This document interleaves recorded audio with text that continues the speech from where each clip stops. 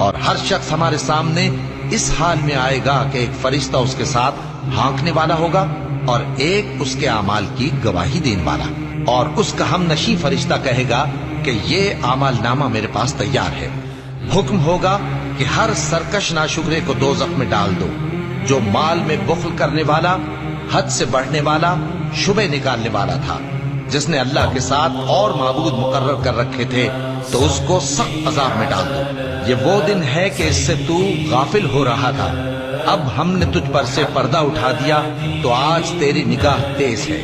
اس کا ساتھی شیطان کہے گا کہ اے ہمارے پروردگار، میں نے اس کو گمراہ نہیں کیا تھا، بلکہ یہ آپ ہی رستے سے دور بھٹکا ہوا تھا۔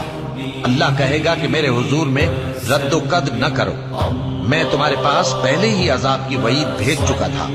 میرے ہاں بات بدلہ نہیں کرتی، اور میں بندوں پر ظلم کرنے والا نہیں۔